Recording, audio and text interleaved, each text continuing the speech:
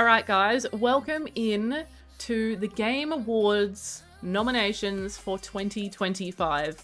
Now every year we go through these and we nominate together and we discuss and we do all of the things, and then on the actual awards night we watch them in my Discord. So if you're watching this on YouTube and you would like to join the Discord, you can come over to Twitch and you can do the thing. It'll be a morning for me, I think, hopefully not too early. So yeah, we'll jump in, we'll watch it together, we'll react together, and we'll get to see who wins the Game of the Year. So the website has been playing up, so fingers crossed when I click this button. There we go. Takes us to nominees. See and vote on the 2025 nominees. Now, if you click start voting, it'll take you straight to Game of the Year. So do not do that unless you want to be spoiled from the get-go. We're going to go view all categories and we're going to go backwards. So, best esports team.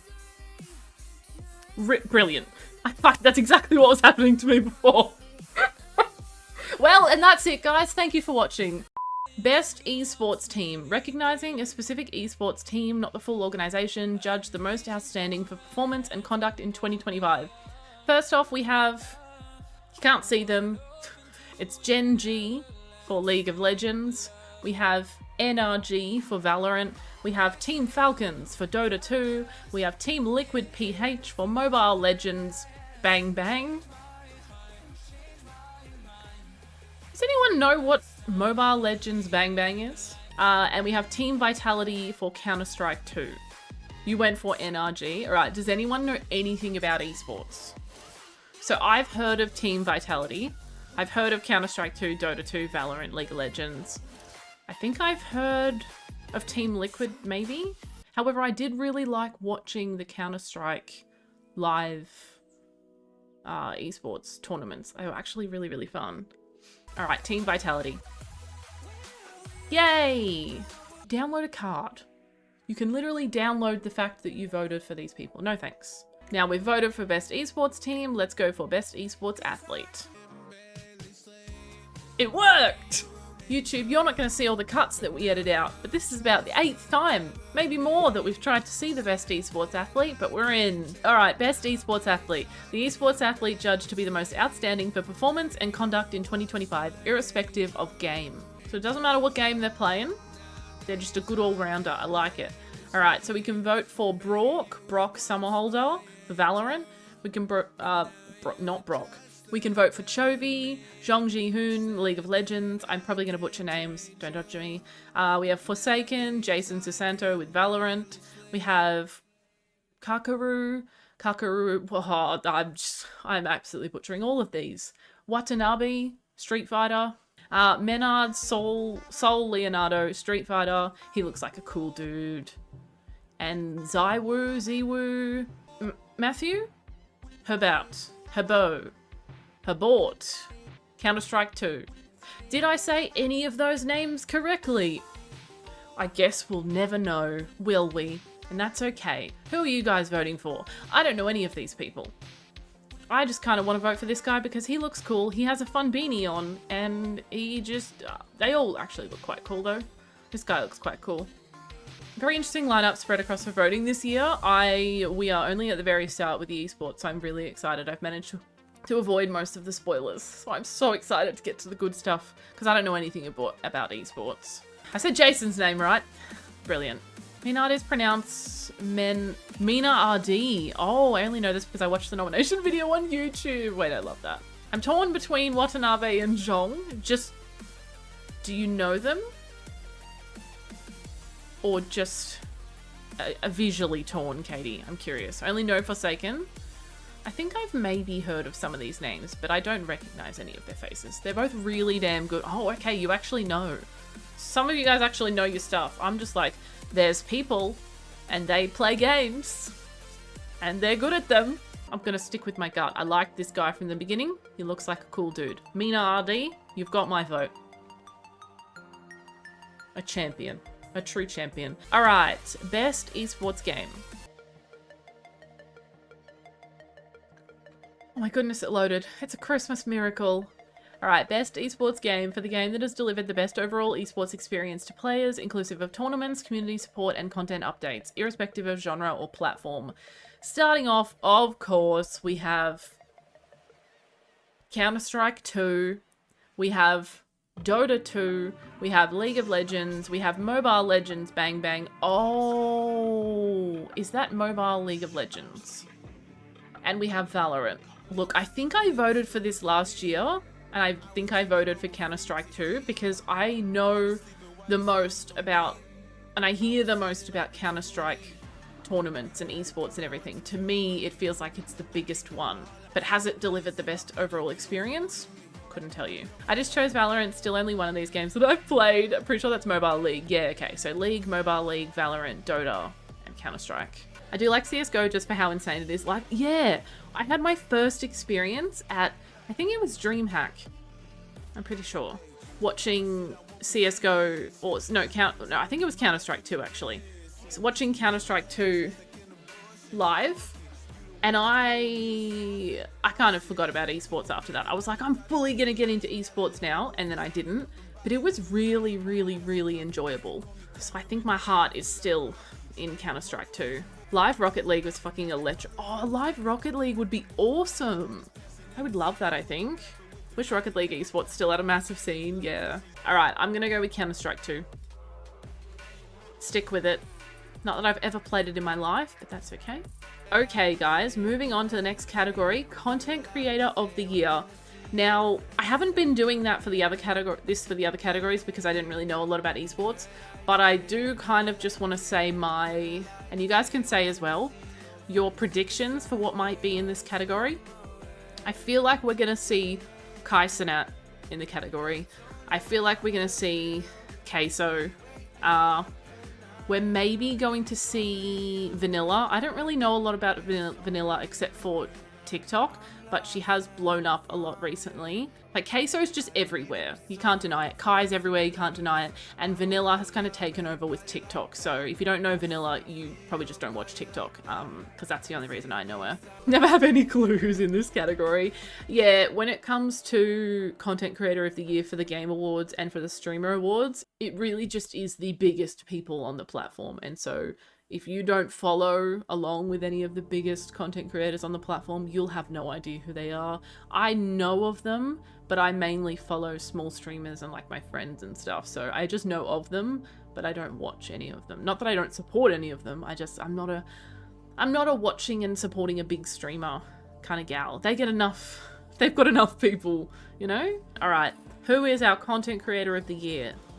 Or the nominations? Wait, no way, buddy. As if old mate Moist Critical is still getting in there. Okay, I think Moist is great. That fucking photo. Hasn't Moist Critical been making content for so long? Like, so long. Queso's not even in here. I'm quite surprised. So we got Kai Cenat, of course. We knew he would be. I don't know how to say this name.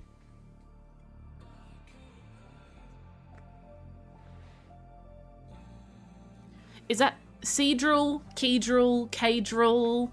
Kadral. Okay, there you go. I don't know Kadral, but we've got Kadral. We've got Kai Cenat. Now, whether you love or hate Kai Cenat, I will say he's a very incredible content creator. He is smart, he is fun, he is trying to do new things, he is entertaining, Look, he's a little bit young and dumb, but I feel like that's anyone when they're really young and they go super viral. You're not really ready for it. But he is a very good content creator all around, and I feel like you can't deny that. Moist Critical is just an absolute legend. And I kind of want to vote for him. We have Sakura Miko. I don't know who that is. And I also don't know the Burnt Peanut, but I will say I saw, because they got nominated for the Streamer Awards as well, and I saw a clip of them, and they're fucking hilarious. I actually want to go and watch some clips of Burnt Peanut because they look funny. And also they're a peanut. Like, they're just... How can you not laugh when you're watching a peanut? What do you mean? So, I'm just really surprised to see Moisty in here. That's awesome. Charlie, my goat. The meme side of me would probably vote for the Peanut. He's great at what he does, but not a fan of the people he invites. Yeah, look, not all the time, for sure. Has anyone actually seen the Burnt Peanut? Yeah, I've never seen these two and never seen Cage Roll. So for me, it's between Kai and Moist, but because of Dispatch, because of Sonar, and because I just know he's just a fun guy. I think I'm going to vote Moist Critical. I have a feeling if enough of the Moist Critical people come through, I think he will win. Are you guys voting for Moist as well? I feel like surely we're all I'm sorry. Also, isn't that photo like old, or does he just still look the same? Has he looked the same for the past 10 years? Or have they picked a photo from 10 years ago? He looks exactly the same. I love that. I love that so much. I know what's coming in the next category. To be honest, I don't know anything else that's going to be in the next category, except that it's going to be GTA 6, because the next category is most anticipated game. And you know, it won last year, I'm pretty sure, and may have even won the year before. But I imagine the most anticipated game is going to be GTA 6, GTA 6, GTA 6, GTA 6, and maybe even GTA 6. Maybe Resident Evil 9. I'm trying to think of games that are coming out next year. It's really just Resident Evil 9 and GTA 6 that I know of. And it will win next year too. Yeah, because it'll probably be delayed for the 4th time. 4th, 3rd, I don't know what we're up to. Are we ready to see? Is GTA 6 the most anticipated game? Oh! Ooh! Ooh! I am so excited for this game. So this is 007 First Light. I forgot that this was coming out. I'm so excited for that game. It looks wonderful. Then we have GTA 6. And then we have Marvel's Wolverine, which I didn't really know about until a couple of you guys in chat mentioned it. Also looks really, really cool. Resident Evil Requiem. Definitely very excited. And The Witcher 4. Now, I am actually excited about all of these games. So this is a really tough category. You're right, Starkey. For me, it's between Resident Evil Requiem and First Light. I think GTA is going to win. But I'm not that excited for GTA because I don't even have a platform that can run the game yet. I probably will by the time it comes out. I think the First Light game looked really good, but Requiem. I am quite excited for this game. I also have a trailer reaction for Requiem and GTA 5. GTA 6. Do I keep saying 5? Anyway, GTA 6 and Resident Evil Requiem, I do have trailer reactions on my YouTube channel if you would like to watch them. Next year will be Half-Life 3. I was going to say Resi has my vote, but Wolverine might take it. Wolverine did look really cool. I think GTA is going to win, but they're wrong and stupid. I mean, the category is most anticipated, and whether you like it or not, we're all anticipating GTA 6. Whether because you want to play it or whether because you just want it to fucking release so that we can move on. It's anticipated both in a good and a bad way. Just lurking, but GTA has lost some hype being pushed back twice. For me on the list, Resident Evil 9, off the list, Half-Life 3. There you go, Marty. I think I'm going to give it to Resident Evil, but I am genuinely excited for all of these games. If I had to put it in an order, probably Resi, First Light, Wolverine, The Witcher, then GTA. I mean, hey, this makes me excited because look at the games that we're getting next year. / GTA 6 probably won't come out, but you know, we don't talk about that. Locking it in, Eddie. I could have voted for all of them, but I would love to see one of these games win over GTA. Just because GTA winning is annoying. Like, stop. Go away. Alright. Best adaptation. Oh, this is obviously going to be The Last of Us, right? Last of Us Season 2, which is arguably not the best adaptation. It's a piece of shit. But what else was adapted from a game to a TV show or a movie? Like, we have Fallout Season 2 coming, but it's not out yet. Can anyone think of what other... Oh, Minecraft movie? Wait, when did that release? Been enjoying Season 2 of The Last of Us, but that's because I haven't played it yet. Oh, yeah, Medusa. If you're watching the TV show, I feel like you would like it because you wouldn't understand the difference, which is so fair. But once you play the game, you will realize how diabolical this show is. Season 1 was good. Season 2, a tragedy. In so many more ways than one. All right. Best adaptation nominees are... Ooh, oh, Until Dawn, of course. Well, that's not going to win. The Last of Us Season 2, as I thought. I did not know that they made a Splinter Cell. Has anyone watched that? Devil May Cry, I think I heard about that. And the Minecraft movie. Now, I cannot, in good faith, vote for the Minecraft movie. Because it truly is one of the... Flicker and I didn't even finish it. And I wanted to love it. I really did. But it is truly one of the worst things I have ever watched. So this is not a good lineup. The Minecraft movie, terrible. Until Dawn, apparently a really good movie, but shouldn't have been Until Dawn. So therefore, when we're talking about best adaptation, which is recognizing outstanding creative work that faithfully and authentically adapts a video game to another entertainment medium. So Until Dawn, no. Minecraft movie, no. The Last of Us Season 2, no. I'm getting really heated, okay? I love The Last of Us. Devil May Cry and Splinter Cell, I have no idea. Has anyone seen either of them? Didn't the movie producer say Until Dawn wasn't even related to the game? Yeah, so it shouldn't have been called Until Dawn. And it's not faithfully and authentically adapting a video game. It shouldn't have been called Until Dawn. It could have been inspired by it, and then just a completely different horror movie, and it would have been fine. They just literally stole the name because they knew that people would go see it, and they could con people into go seeing it because it's called Until Dawn. I heard Devil May Cry was good. I heard good things about Devil May Cry. Picking on Devil May Cry like that, I haven't seen... No, I'm not... When I say they're all bad, I'm talking about the 3 that I've seen. I can't make any comment on Splinter Cell and Devil May Cry. I want to vote for The Last of Us because I love it so much. If you don't know, The Last of Us 2 is my favorite game out of the 2, and it's one of my favorite games. If Tomb Raider and Uncharted didn't exist, The Last of Us 2 would be my favorite game ever. But I feel like I cannot vote for The Last of Us 2 because they did it so badly. That one's personal, and that one hurts, and I can't. So if you guys say Devil May Cry was good, I'm probably gonna vote for that because I can't vote for these other 3. So I'm gonna vote with Devil May Cry, and I'm upset about this category. I really am, because I think last year was a really good year for adaptations. Because I think it was Edge Runners and Arcane and Fallout and Last of Us Season 1, things like that maybe. I don't know if that was last year or the year before, but we had a lot of good ones. And then this year, they went, ooh, video game adaptations are doing really well. Let's do 50 more of them and do them really badly. Kind of want to watch it.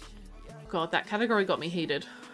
All right, our next category is Best Multiplayer. Now, I'm not a multiplayer gal, but we have had some really good multiplayer games this year.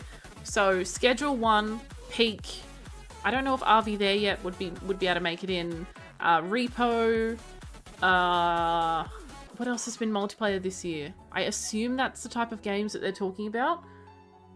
Usually I'd be thinking of like multiplayer shooter games, but we've had a lot of good little indie ones this year, so I'm kind of hoping it'll be more of those games. Otherwise, Fortnite, Valorant, you know, the usual suspects.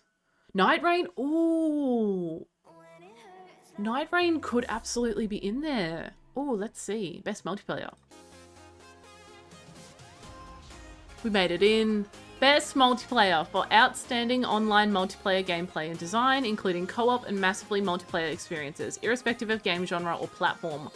So that's what I was interested in, if this would include just co-op games and multiplayer. Because if I knew it was co-op as well, I would have said Split Fiction as well.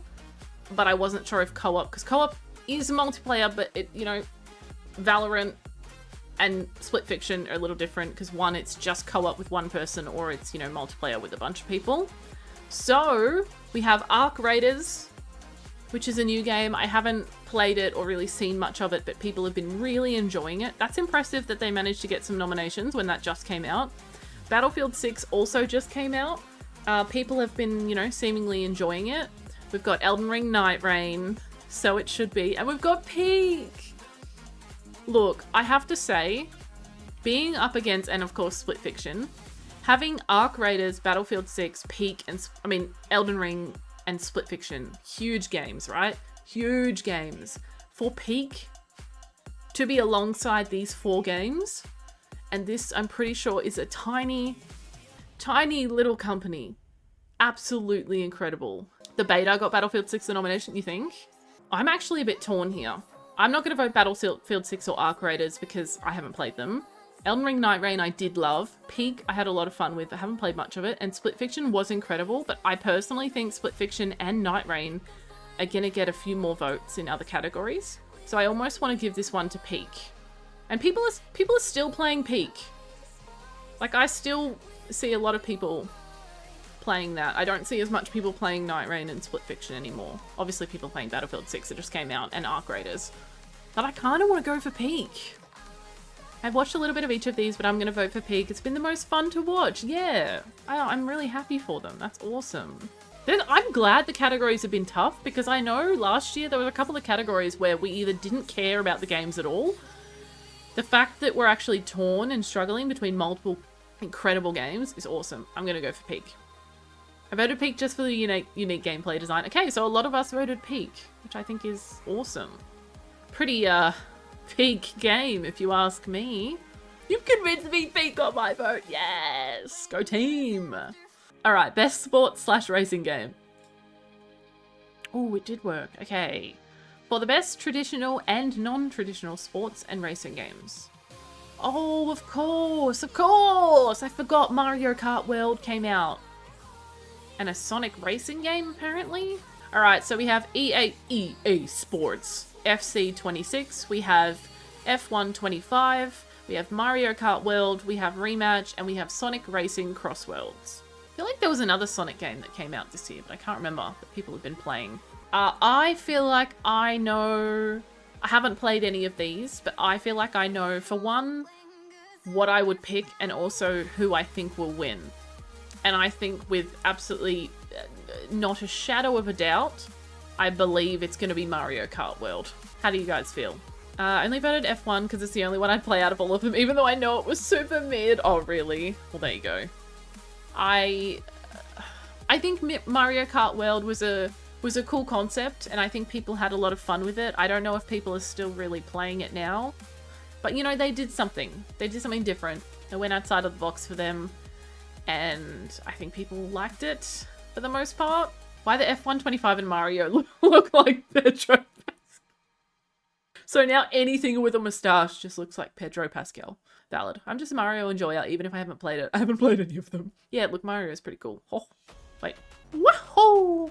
I don't follow racing games at all. I'm only an open world racing game where there's a bit more than just racing, like Forza Horizon and The Crew. More so Horizon. I think there was a lot to do in those games. I found them really, really fun. I didn't realize that I enjoyed racing games until I got to experience those games. But just standard racing games, not for me at all. But my vote for Mario Kart, yeah. If I'm just playing with a controller, I like those games too. With my racing sim, I like it as true Medusa. Yeah, if I had a racing sim, I would love like a proper racing game, I think, for sure. I ain't voting. I don't do racing games or play any. But you still gotta vote. If you're voting for all the other ones, you just pick one. Mario Kart World. Easy done. I mean, you don't have to, but it's a click of a button. Boom. Boom, baby. Okay, the next category is Best Sim/Strategy Game. Now, I don't know if it's this year or last year, but I'm pretty sure we've had a lot of good sim games. Is this year where we've had Power Wash 2, the TCG Card Shop Sim, had Supermarket Sim, or was this the year of sim games? Water Park Sim? There have been a lot of those sim games, yeah. I can't remember what the first one was that started it, and then people just started powering them out. So I'm really interested to see what's in this.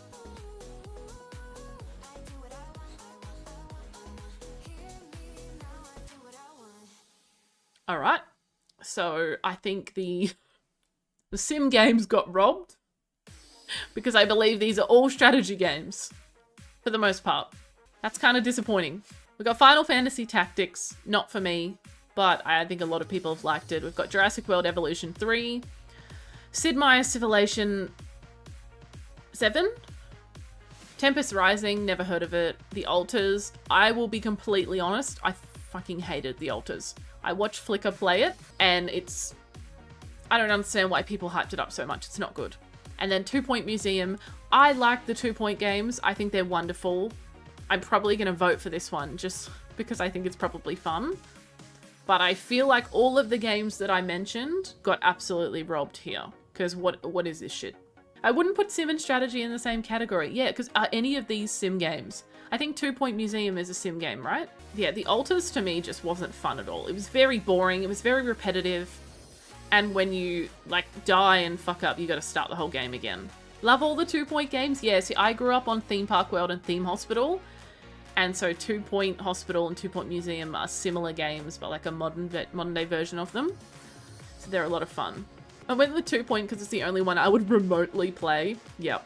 Honestly, I wouldn't play any of them except for 2 Point Museum. See, I've watched people play the Jurassic World Evolution games and I think they look boring as shit, but I'm not a strategy game person. I've always said, not a strategy game gal. If I had to pick the worst genre for me, that's it. I just don't like them. They're not for me. But then they're Flicker's favorite genre.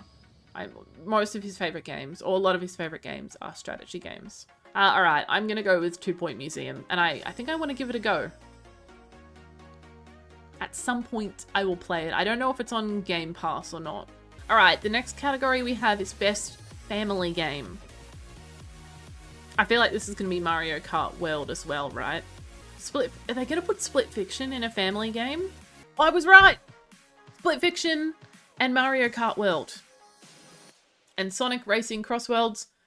I know, sorry, I'm reading them in weird orders because it's I read the ones that I mentioned. So we have Donkey Kong Bonanza. We have Lego Party. Is that like Mario Party, but Lego? Because I would love that. We have a Lego Voyages. I don't know if I've heard of that. Kind of wish Peak was in that category too. Yeah, it could have been, hey. Lego Voyages, Mario Kart World, Sonic Racing Cross Worlds, and Split Fiction. My vote is Mario Kart because it's Mario Kart. Yeah, that's fair. Okay, so Best Family Game. For the best game appropriate for family play, irrespective of genre or platform. This is a hard one because I feel like when it comes to a family, these are all kind of perfect. So Split Fiction, great, incredible game. I love it. I liked It Takes Two a little bit better, but it was still a lot of fun. I think if they had been released in the opposite order, I would like Split Fiction more, but it's just the fact that It Takes Two did something so different and exciting, and Split Fiction just kind of did it again in a different style. So it's like, not copy and paste, but that's just how I look at it. Sonic haven't played.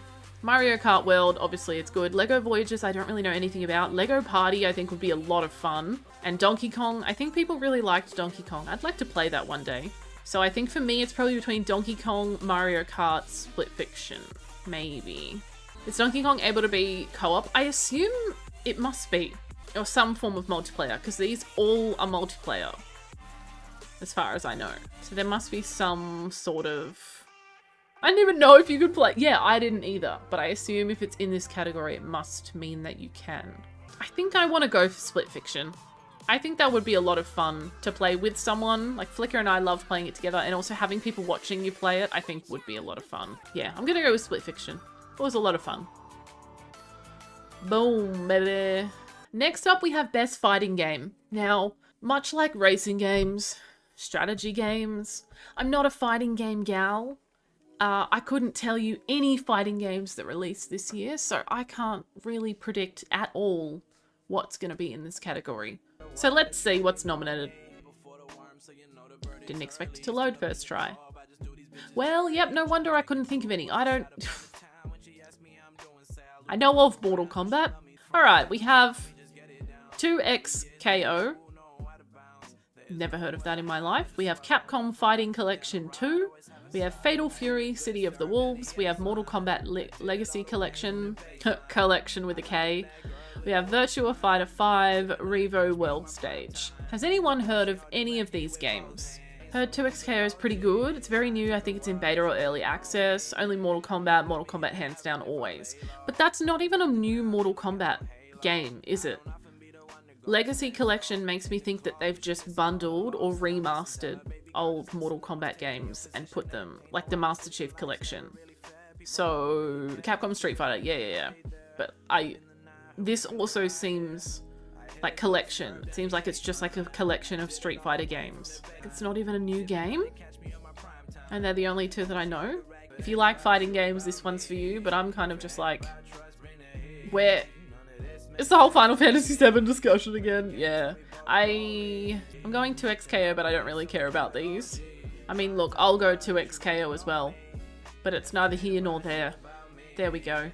All right, next up we have Best RPG. Oh God, I feel like there's quite a lot of games that could be in this. The first one that comes to mind is Kingdom Come Deliverance 2. I'm really bad at remembering what games are an RPG game. Ooh, okay, this might be the first time, the first of many times that we see Expedition 33. Surely. Yeah!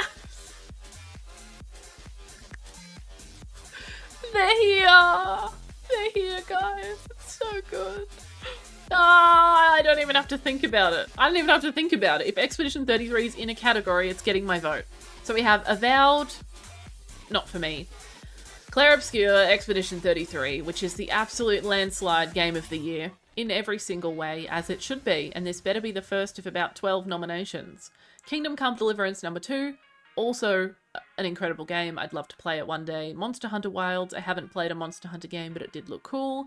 And The Outer Worlds 2, which Flickr is currently playing, and he said it's not that great. He's playing it, but it's nothing groundbreaking. He's just playing it because it's there. Kind of the same with Kingdom Come 2. He hasn't finished it, but he really liked number 1. So without a shadow of a doubt, once again, my vote is going to Expedition 33. I don't even need to think about it. First one wasn't that great. Oh, of Outer Worlds, he loved the first one. Just didn't. The second one's just kind of like, again. Expedition 33, hands down, yep. Apparently Avowed was a little underwhelming as well. Yeah, I think so. A puzzle category would be great, for sure. Because we get a lot of good puzzle games. I'm sure, and then Blueprints would definitely make it into that. But yeah, I think we all... Is anyone not voting for Expedition 33? If you pick Kingdom Come or if you pick Kingdom Come or Monster Hunter, I can forgive you. But it's Expedition 33. I could vote within a millisecond, but I am curious to know if anyone's not picking that. For me, if I don't recognize any of the games, or if I haven't played any of them, I'm happy to vote for a game that I can objectively say is a good game. Obviously, you're allowed to pick whatever you want, but this is just my thought process. I haven't even played Expedition 33, but I have watched Flickr play all of it, and I know it's incredible. But if, you know, say Avowed wasn't that good, but it was the only one I'd played, I wouldn't pick Avowed because it's not the best RPG. Like, if I haven't played it and I don't know from my experience, I'm picking for the general consensus. I don't know. So there's just no world for me where it's not Expedition 33. I wouldn't play, but I cried watching it. I would play, and I would watch, and I can't wait to finally do it on stream one day, but I just remember too much of it. I'm nervous for Sandfall Interactive and Kepler, because how the fuck are they going to top Expedition 33? How indeed. How indeed. Alright. There's just no way I could never not pick you. My sweet, beautiful angel. 10 out of 10 game. You guys know that I don't give 10s very often. This is a 10 out of 10 game. Our next category is Best Action Adventure. Again, I forget which games really kind of fall into these categories, but I feel like a lot of the big games this year might fall into this. So let's see. Oh! Oh! Indu! Indu! I forgot that Indie could be nominated. Indeed. Oh, this is hard. The skong is real. Okay, so Maria picked Death Stranding 2. Fair. We have Death Stranding 2 on the beach, Ghosts of Yotei, Hollow Knight, Silksong, Indiana Jones and the Great Circle, and Split Fiction. Now, I have played Split Fiction. Incredible. I have played Indiana Jones. Absolutely incredible. It's so silly, but it's so good. Silksong, absolutely beautiful, and I can appreciate it because I've started Hollow Knight. Yotei looks beautiful as well. I think it'd be a lot of fun. And Death Stranding 2, I want to say was even better than number 1. I've only played 2 of them, but I know they are all... See, objectively, I know that all 5 of these games are so, like, such good games. And I would play all 5 of them. So this is where, do I vote for what I genuinely think is the best? or what I like to. I want to vote for indie. Indie. Silksong every day of the week. If there's a category that has Silksong in it, are you going to vote for Silksong regardless, Starkey? Unless it's up against Expedition 33. I just also feel like it's the only category that indie is going to be in. So I kind of want to give it to indie. I had you guys could tell when I was playing indie, right? Which the whole playthrough is on the VOD channel. But you could tell how much I loved indie. Like, it was so much fun. We had so many good moments. It was a good, solid game. You know, all 5 of these could also be nominated for Game of the Year. Maybe not indie,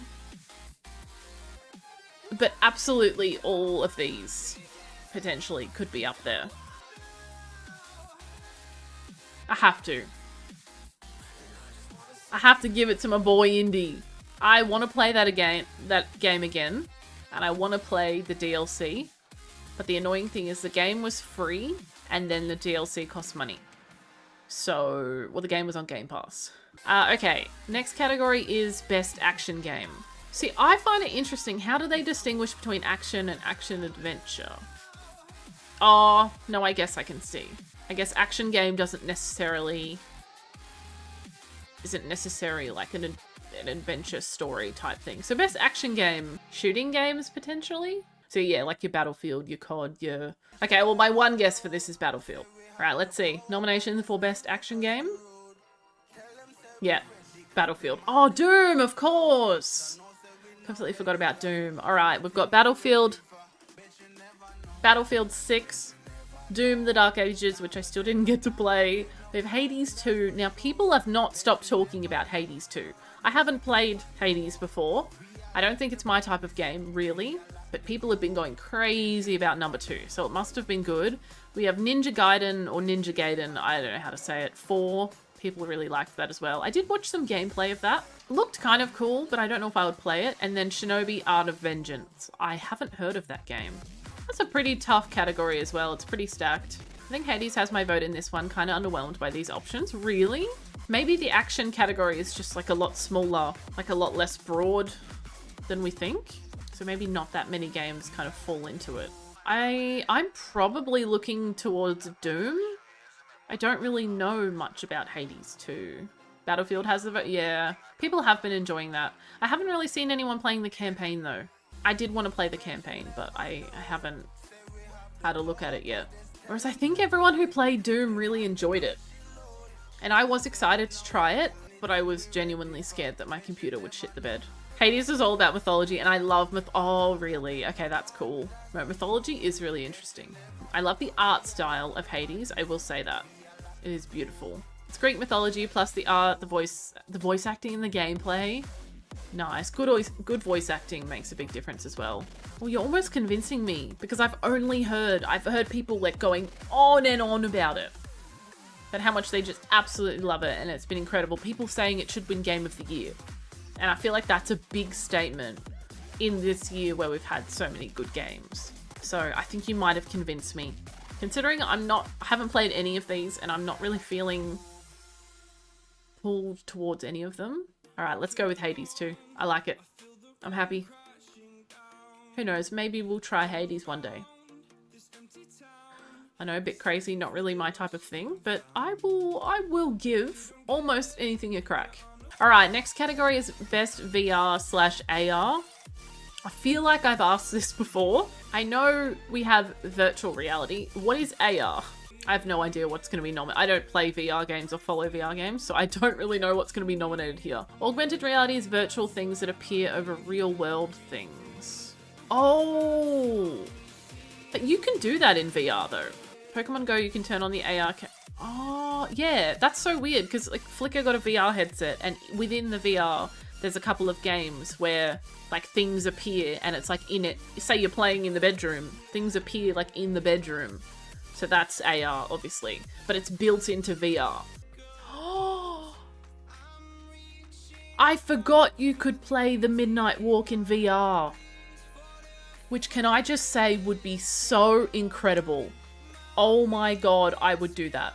That would be such a beautiful game and a world to be immersed in. Oh, that's cool. So we got Alien, Rogue Incursion, Arcan Age, Ghost Town, Marvel's Deadpool VR, and The Midnight Walk. I don't know any of these games. Obviously, I know Alien, but the games themselves, Ghost Town looks like it's kind of cool just by that picture.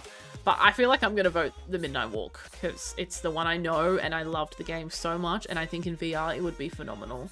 Not gonna lie, fighting an alien in VR sounds terrifying. Yeah, fuck that. Absolutely not. Had no idea The Midnight Walk was VR. Yeah, very, very cool. I never pay any attention to VR games, so I'm glad they made it easy for me this time around, right? Yeah, I wish VR was, for one, you know, it's expensive, but I wish it was more of an accessible thing, but it's a bit tedious, especially if I wanted to stream VR as well. I'm curious about this Ghost Town game. Let me just... Because a lot of these games that are in VR are also not in VR, like The Midnight Walk. So I kind of want to look up this Ghost... Oh, there's a demo! Damn it, it's only VR. Ghost Town is a single-player VR puzzle adventure from the makers of The Room, London... The Room. London, 1983. I think I've heard good things about The Room. London, 1983. Edith Penrose is a ghost hunter, busy exercising her way through the city's restless spirits, but after her brother goes missing, Edith must draw upon her wits and her supernatural talents to unravel the mystery. Absolutely, yes. Yes, yes, yes, yes. What do you mean? Why is this only a VR game? Why have thou done this to me? I think I'm gonna go for The Midnight Walk though, because they did make it VR and not VR, and this is one of the most beautiful games, honestly, I've ever played. Did anyone else vote anything else for this one, or are we all going for The Midnight Walk? I think it's just the right decision. All right, who here plays mobile games? TCG Pocket is my first and only mobile game. Nice, I think I might have to get it.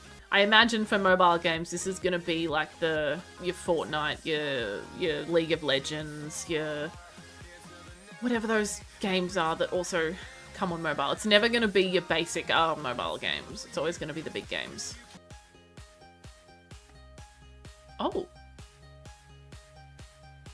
Okay, I'm a little bit surprised by all of these, actually. First up, we have Destiny Rising. We have Persona 5 The Phantom X. We have Sonic Rumble. We have Uma Musume? Don't know. Pretty... Derby? Never know. I feel like sometimes that's pronounced Derby and sometimes it's pronounced Derby, so I don't know. And Wuthering Waves, which I've heard of Wuthering Waves. I believe that was nominated last year, potentially.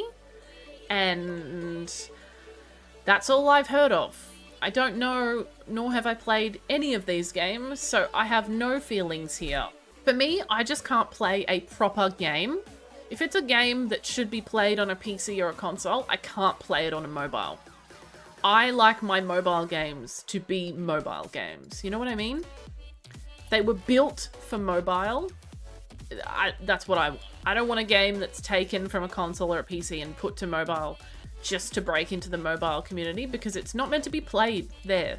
So it just doesn't work for me. Animation in Waves is really pretty, so it's good. I also agree with the opposite way, Medusa, when it's a mobile game and then they try to bring it to console or PC. And I'm like, no, this is a mobile game. NetEase are usually pretty solid with their mobile ports though. Oh, what do they do? Any of these? Oh, Destiny Rising. Okay. As much as I just said the thing I said about mobile, DBD Mobile kind of slaps. It's a little bit tedious to get used to, but it's really fun. If you don't have access to a computer or anything, it's a great game to have and it's a good time killer. And also, yeah, it's just cool skins, cool Moris. Was surprisingly fun. Don't think DBD Mobile exists anymore. Oh, really? No. Guys, I don't even know what to vote for. Wuthering Waves, just because it's pretty. Sonic Rumble, because it's probably fun. Destiny Rising, because people love Destiny. I fucking know, lucky dip. Wuthering Waves. Best debut indie game. Oh, this is going to be a big one. Oh my god! Megabonk! Yo, Megabonk. No. Oh my god, Blueprint!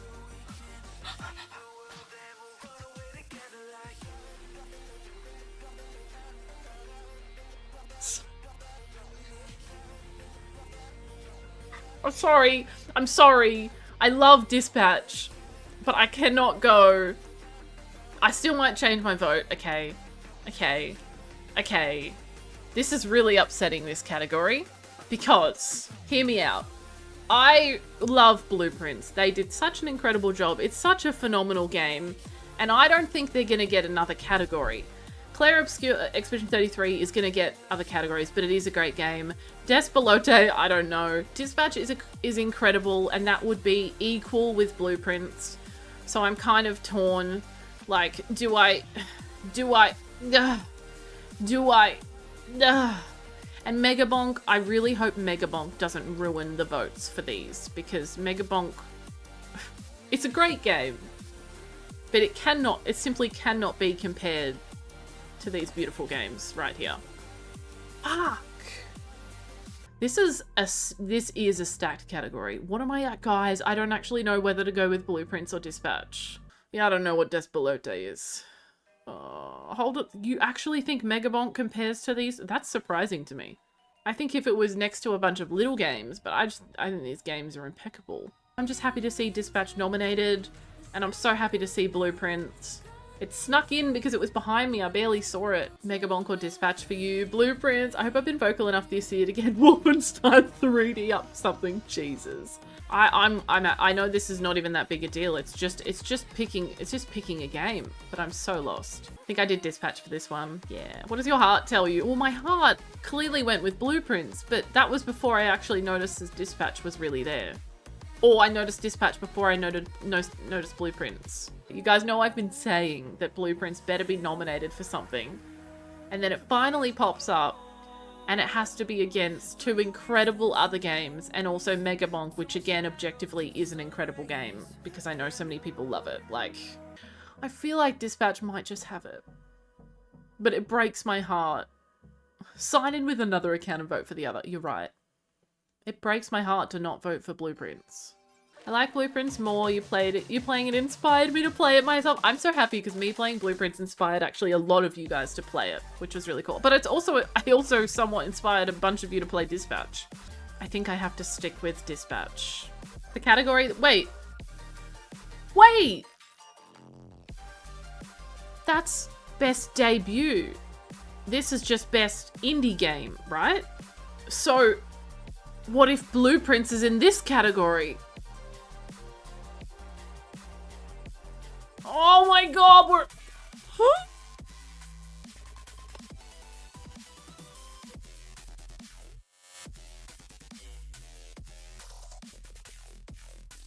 I'm so happy.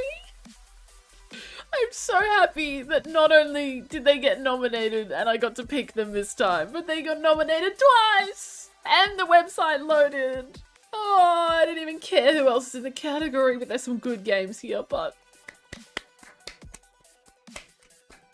Alright, so the nominees were Absolem. I've not heard of Absolem. Ball X Pit, which is actually a really, really good game, and a lot of people have been loving it. Expedition 33, absolutely incredible game for sure. Hades, obviously again incredible, and Silksong, incredible. This is apart from the first game, which I don't know, this is a pretty stacked lineup of great games. Alright, best community support. Is it gonna load?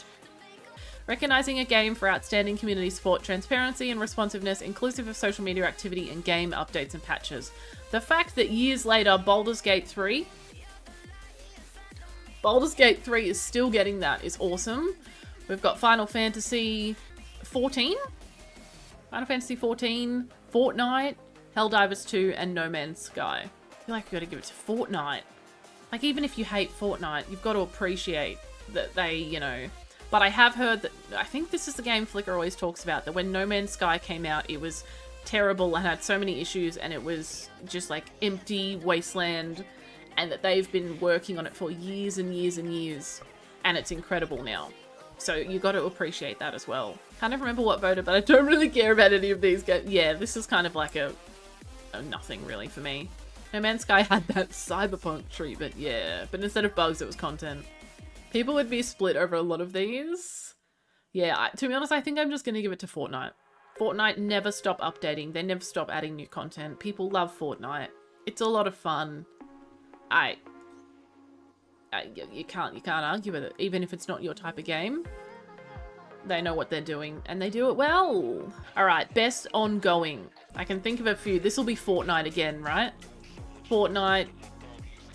Oh, this could be like Valorant, League of Legends, all those Counter-Strike, all those type of games. Okay, best ongoing, awarded to a game for outstanding development of ongoing content that evolves the player experience over time. No Man's Sky, again, what I said before. Marvel Rivals, Helldivers 2, Fortnite, Final Fantasy 14. Again, I feel like it's between Fortnite and No Man's Sky.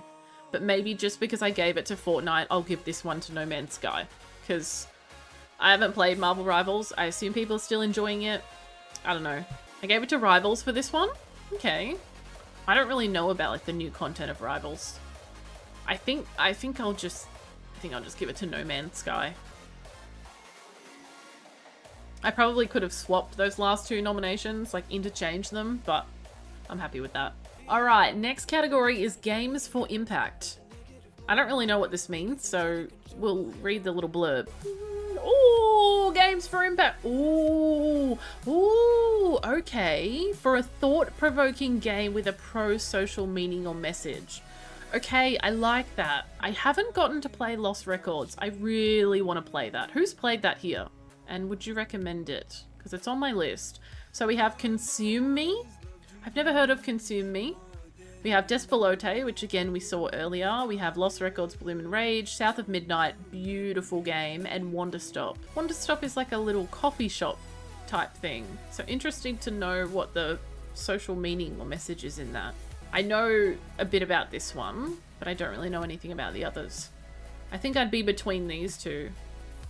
Probably South of Midnight. It's incredible. It's so funny though. South of Midnight was a stop motion game, by the way. So like it was a little, you know, framey, but that was part of the game, kind of like the Midnight Walk.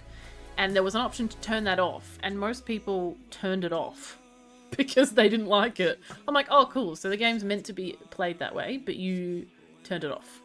Criminal. No, I can get it might be a bit annoying to people, but like that's literally how it was made. But accessibility, it's good that they made it. They could actually get into accessibility for that, for having an option to change it. Lost Records is made by the same people who made Life is Strange. Yeah. I'm really, really excited to play it. Actually, with my $50 gift card, I might grab it. However, then that's more choice-based games to play. God damn. You have played it, Ash? Ooh, okay, good. I've heard good things. I've never heard of any of those except South of Midnight. Lost Records looks interesting. Yeah. Looks amazing. I will say, while it is very narrative-based, there's enough gameplay to keep you engaged. Yeah, no, that's fair. It's very Life is Strange, though. I think South of Midnight probably has this category in the bag. I think so. I think I'm going to go for South of Midnight. Boom. All right, we're finally in the last row. All right, innovation in accessibility. Oh. Andrea.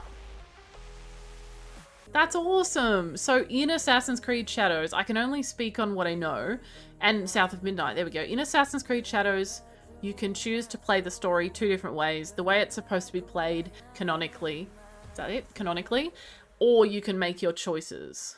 So I don't know if they meant for that to be more accessible, but either way, Andrea was saying that it made it more accessible for her dad who's dyslexic, so that's really interesting.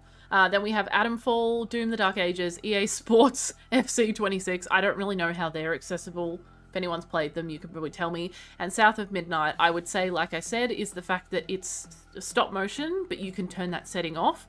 So instead of it seeming very jarring and choppy, you can turn that off and play it smoothly, even though it's meant to be played.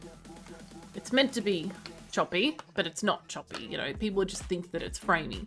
That's how it's supposed to be played. But the option to turn that on and off, I would assume. So recognizing software and or hardware is pushing the medium forward by adding features, technology, and content to help games be played and enjoyed by an even wider audience. There you go. Or you can learn about the nominees, I think is...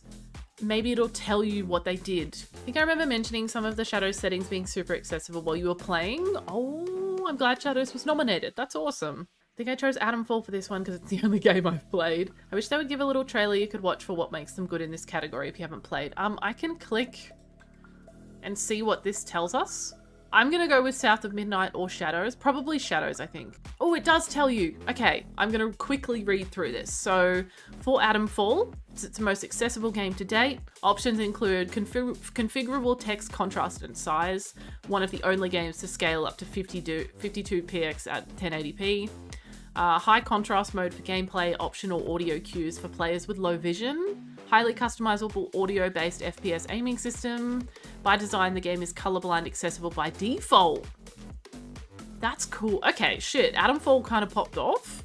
Doom is designed to be approachable and accessible. Combat and difficulty is highly configurable with a wide range of modifiers, including game speed, in fine-grained increments from 50% to 150, enemy projectile speed, parry window, days. Okay, so it's just a lot of things that you can adjust in a game. It's so funny.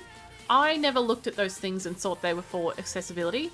I looked at all these settings and thought they were customizing them to just enjoy your gameplay, how you want to play. But it is, in the end, that is accessibility, which is really cool. Assassin's Creed Shadows, audio described cinematics, powerful remapping, allowing a choice of hold, press, double press for each action, greatly upgraded subtitles, a better color modification, speaker directions, conversation log, and speaker and motion tone tags. Stealth each have 4 separate difficulty settings. Oh god, I didn't even know that. I think that's enough reading, but basically, that is really, really cool that so many of those games have, it's not just like a little bit of, you know, accessibility, but that's incredible how much stuff they have actually put in for accessibility. It's stuff that, again, I don't even think about, so that's really cool. I kind of want to give it, almost want to give it to Atomfall, because you know I love that game so much, so if I can give them any nomination, so I'm not sure I can give them a nomination in any other category, just because the caliber of games has been incredible. But I'm happy to see them up there. So what, we've got performance, audio, score and music, art direction, narrative, game direction, and game of the year. Literally all of these could be Expedition 33. And I expect to probably see them in all of the categories. Oh, you had to do me like this. You had to. 3 Expedition 33 people.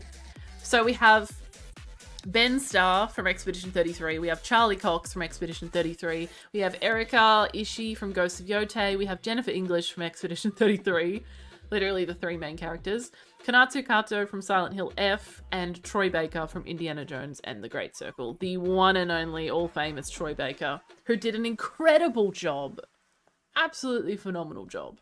Like, oh, Jennifer English has my vote. This is a tough one.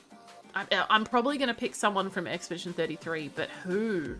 Charlie Cox because Daredevil. I gave it one to the guy who voiced a certain archaeologist, Troy Baker. Yeah, so glad that 3 performances got nominated, as they should. Troy Baker did so well, isn't it? He really did. I voted Troy Baker, but only because I know him in Death Stranding. Troy Baker's in everything you've probably played. Voted for Kato. I think I voted Ben Starr. It was between him and Jennifer English for me. Who's the first one? It's Ben Starr from Expedition 33. Actually, you know what? You said Jennifer English, Andrea, and I am actually going for Jennifer English, and I'm going to tell you why. This is not a spoiler. Well, if you think it's a spoiler, close your ears for a second, but there is a moment in Expedition 33 where she lets out a scream that is literally just saying that sent shivers down my spine.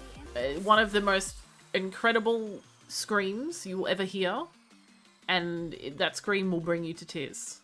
And that alone is enough, I think, for me to pick her. Even all these people, that damn scream, yeah. All these people did an incredible job, but that scream, I felt it in my soul. Obviously, with everything else that was happening. And Harrison Ford gave him props for portraying his character so well. I think they sealed the deal on how good Troy did. Yeah. Incredible people. They all did a fantastic job. I haven't even played much of Silent Hill F, but she did a wonderful job. I've heard Erika, great, all phenomenal, but Jennifer English, you've got it for me, Queen. Okay, best audio design. It'd be really nice if just the last 6, there we go, the last 6 just work for me. Ooh. As much as I love Expedition 33, so we have Battlefield 6, Expedition 33, Death Stranding 2, Ghosts of Yotei, and Silent Hill F. Now, Expedition 33 is obviously incredible, but yeah, Silent Hill F has to have props for constant everything about that, from the visuals to the sounds to everything, has me like terrified the entire time. So I know the audio design in that is impeccable. But I also know that Death Stranding audio design is incredible as well from number 1. And I imagine number 2 was no different. So it's between 33, Death Stranding, and F for me. Recognizing the best in-game audio and sound design. So not music, this one's specific. The next category is music, I think. This is specifically your audio and sound. You did Silent Hill F? Only scene I've seen is Death Stranding was so intense. Yeah, it's incredible. Most of these games I didn't know. Just know they all have, well, Battlefield 6 is just a war game, so I imagine it's got good sound design. Curse of Yotei, I obviously have seen Tsushima, and that was beautiful, but I didn't sit there and think, wow, the sound design in this game is beautiful. Oh, maybe I would have if I was playing it, but I definitely did for these 3. All right, we'll go with Silent Hill F, I think. I know the audio design was good in that because it had me shitting my pants. Best score and music, I know I'm giving this to Expedition 33. Oh my god, I got so scared. I got scared because I didn't see it in the big text and I got so worried it wasn't in there. Oh, I had a panic did you see the panic on my face? Thank God. Okay, same thing. So we've got Silksong, Hades 2, 33, Ghost of Yotei, Death Stranding 2. I know Death Stranding 2 is known for its incredible music. I think the Yotei music was quite nice. Lorien Testicles was the thing in large text instead of the title, right? I know Silksong probably has amazing music because the boss fights always have good music, right? Hades 2, I don't really know about the music. For outstanding music inclusive of score, original song, and or license. It's expert. What would you guys pick? I feel like it has to. If you've heard any of the music in Expedition 33, there's bangers, there's emotion, it's such unique music as well. I think I picked Expedition 33. Yeah. Silksong for me? No, that's fair. Silksong would have, I haven't heard any of the music in it, but I have no doubt that it would have great music. Best art direction. Gonna wait for 33 to go on sale so I can play it because I've been eyeing it for a while. Yes. This is literally the same as the previous category, just in a different order. We knew we had a banger year for games. So best art direction, we have Expedition 33, Death Stranding 2, Ghost of Yotei, Hades 2, and Hollow Knight Silksong. I want to give it to 33, and I will, but I imagine that Hades 2, knowing the type of game it is, the art style in Hades is incredible. So I don't think that should be forgotten about, especially in animation. You chose Silksong for this? I'd be curious to know what Starkey chose for all of these ones, because I know they're all going to have Expedition 33 and Silksong. You did Silksong for this one. Oh, I can't not vote. Like that. It's truly won my heart in so many ways. Unless Blueprints was in there, because I do think the art of Blueprints was also phenomenal. The art in Silksong was everything I ever wanted in Hollow Knight. Oh, so you think they definitely improved it for Silksong. That's good. Just, you can tell by this picture. Look, I want that framed on a wall. It's so beautiful. All right, best narrative. Shit. Again, these could all be 33. Oh, all right, here we go. A little bit of a change here because we've got Kingdom Come and Silent Hill F. Okay, I have an opinion here. So we got 33, Death Stranding, Ghost of Yotei, Kingdom Come 2, and Silent Hill F.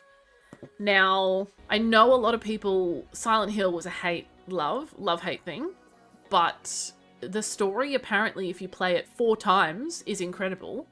So I understand for best narrative, outstanding storytelling and narrative development. That is outstanding development in the narrative, but you have to, yes.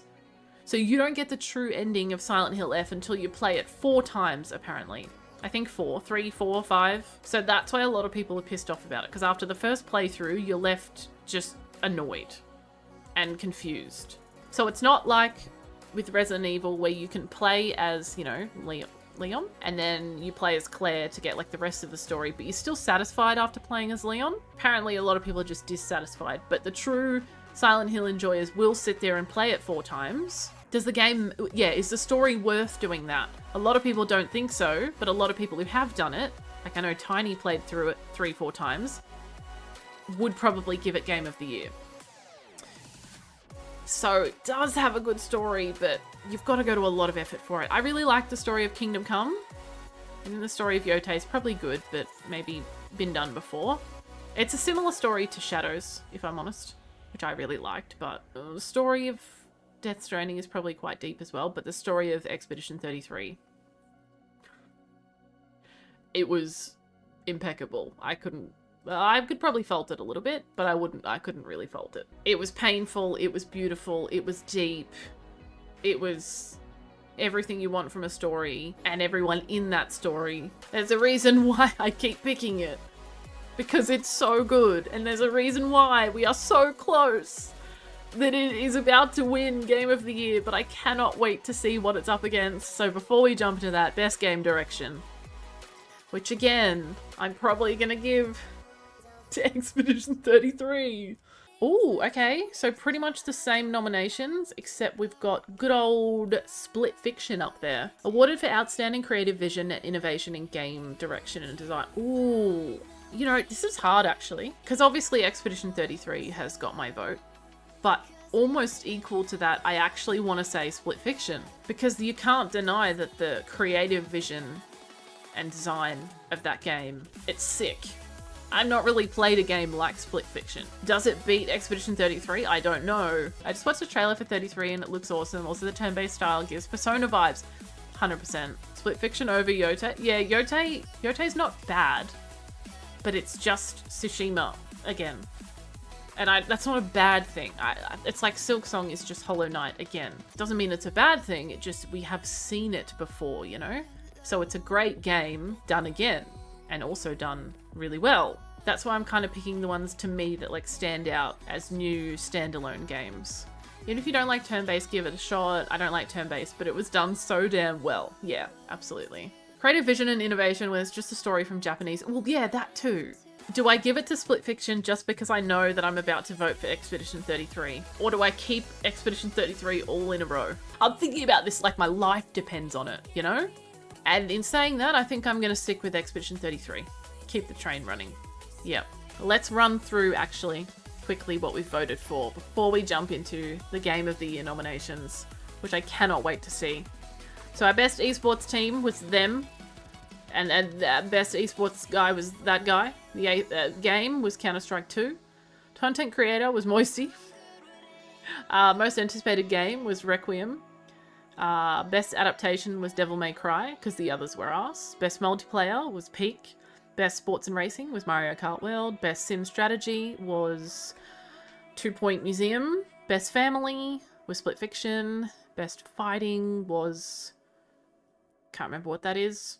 Best RPG, Expedition 33. Best action adventure, Indie. I got to vote for like all my favorite games at least once in this, and it makes me really happy. Best action game, I picked Hades too. Oh, I can't even remember what the noms were. Best VR, Midnight Walk. Best mobile, Wuthering Waves? Best debut indie was Dispatch. Best indie was Blueprints. Best community was Fortnite. Best ongoing was No Man's Sky. Best impact, South of Midnight. Accessibility, Shadows. Performance, Mayel. Audio, Silent Hill F. Score and music, 33. Art direction, 33. Narrative, 33. Game direction, 33. And the Game of the Year nominations. Wait, the fuck is Donkey Kong doing here? So, Game of the Year, recognizing a game that delivers the absolute best experience across all creative and technical fields. Expedition 33, Death Stranding 2, Donkey Kong Bonanza, Hades 2, Hollow Knight Silk Song, and Kingdom Come Deliverance 2. For me, this is the easiest Game of the Year that I have ever voted for in my life. Not because any of the other games are bad, but because there is just no way that any of those games except Silk Song and Death Stranding close. I think I would go 33 Silk Song, Death Stranding in order 1, 2, 3, but absolutely they're deserved. Such good selections and nominations this year. Still a bit confused about Donkey Kong. It's like they just threw it in there for funsies. My Game of the Year, 1,000,000% is Clair Obscur Expedition 33. And it was from the moment it came out, and it was the entire year, and games tried to take its spot, and they just couldn't. So there we go. Is that everybody else's Game of the Year? So the last 5 categories. I voted for it. Claire Obscure Expedition 33 has officially taken the cake, and I wouldn't have it any other way. Moments like this, Game Awards, and seeing all these nominations, it make me so happy to be a gamer. I get to live in a world where we get to experience games like Expedition 33. And obviously all the other ones, but like, so blessed. Thank you for being here. You guys are the best. I will see you soon. Goodbye!